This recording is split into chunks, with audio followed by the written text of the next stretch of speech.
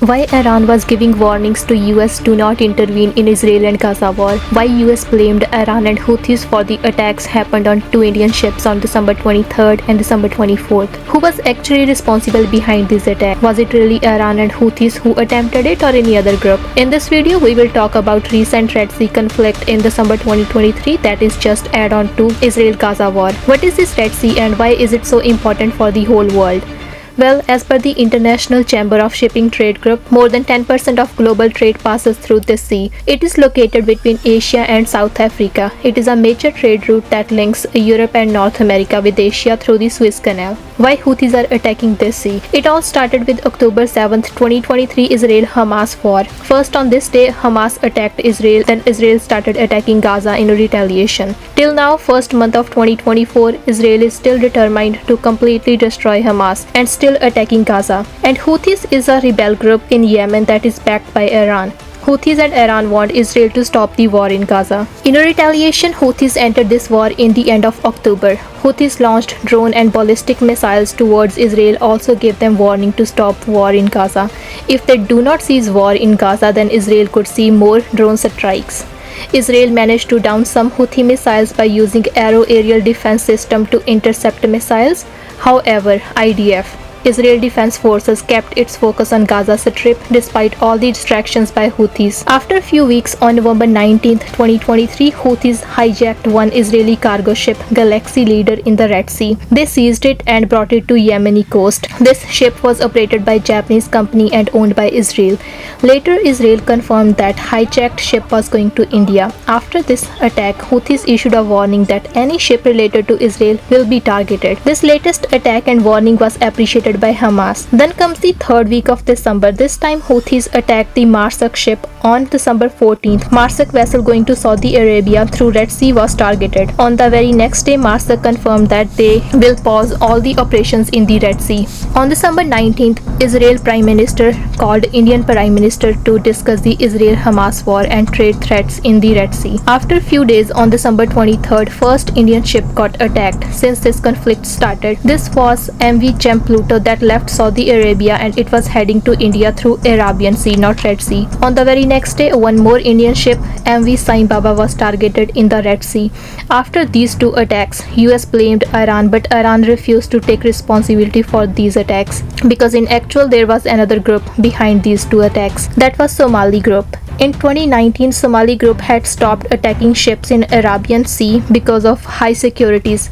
But most of the world government forces are covering the Red Sea and Somali pirates got the chance to attack cargo vessels again. After these two attacks, India deployed 3 warships to protect Red Sea, Arabian Sea and Indian Ocean. By the end of 2023, around 300 ships had changed its plan and route because of Red Sea conflict.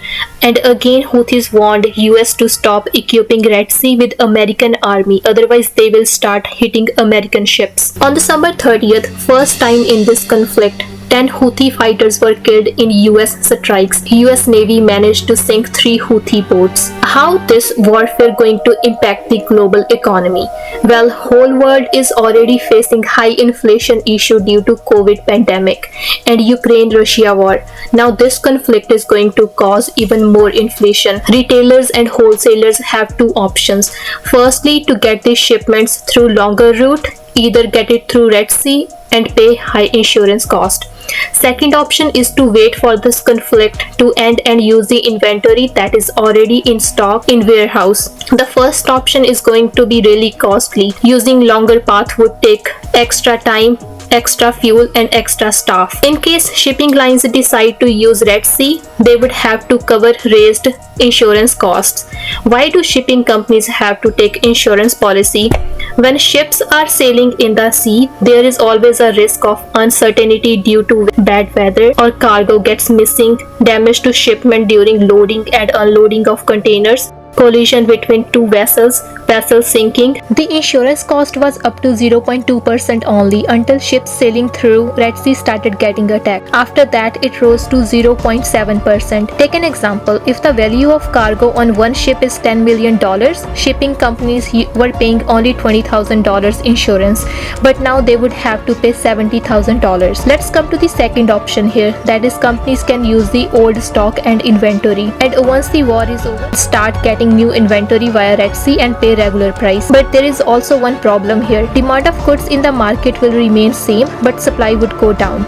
According to this equation, when demand is more than supply, sellers would increase the prices of commodity in order to keep the demand low. In both situations, final consumers like us would have to bear the cost of this conflict, because when companies' import costs are increased to get the products on the shelf, their management would raise the selling prices to cover up extra costs. When sellers raise the prices to meet the demands in the market while having low supply on hand, only final consumer would end up paying high prices again. How is this going to affect the oil industry? Right now, oil markets have disregarded the drone and missile attacks. Traders find that there is enough petroleum on hand around the world to deal with any supply problems. Flow of oil, diesel and gasoline through the Suez Canal dropped about 40% in December 2023 compared to October 2023. Some oil tankers are going around the Africa, others are taking it through Panama Canal. Some liquefied natural gas carriers are still using this path who find themselves close to Hamas and Iran,